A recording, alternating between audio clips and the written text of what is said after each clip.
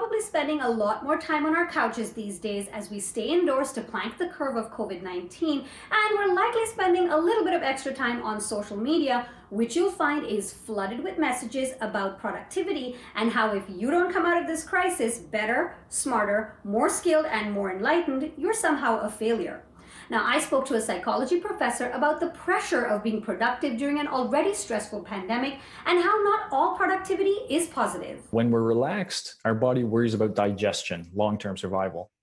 But when there's a threat that pops out in front of us, our body immediately switches to short-term survival. Steve Jordans, a professor of psychology at the University of Toronto, says the feeling of needing to be productive may be linked to a primitive fight or flee reflex, which primes our body to take action against a threat. It's our body basically screaming, do something in this situation. There's something there, do something about it.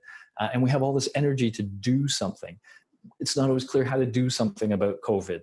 I think this could be what's driving people to say, okay, now, use this time and accomplish something, because they have that inner feeling too. Jordan's created an online course called Mind Control, Managing Your Mental Health During COVID-19.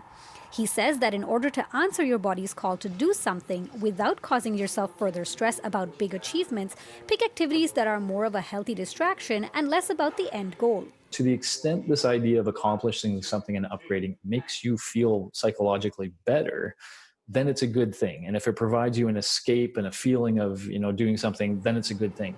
But if it's suddenly like, oh my gosh, I'm home, and if I don't come back here with some upgrade to myself, some 2.0 version of me, then that's bad. And if you're starting to worry about that, then that good thing, which should be a distraction, should be a relief from the anxiety, becomes a second source of anxiety.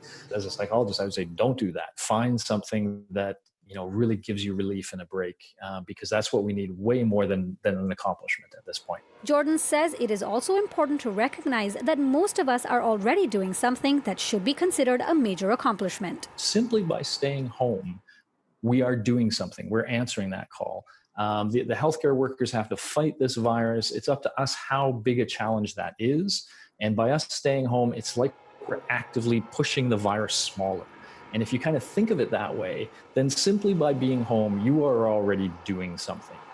And so we're already starting at that baseline of doing something. Anything else we can accomplish, fantastic, but don't feel pressure. We've got more on how to cut yourself some slack during these trying times, plus Professor Jordan's course on our website, citynews.ca. Point your phone camera to the code on the screen and a link will pop up and take you directly to our article. For City News, I'm Dilshad Berman.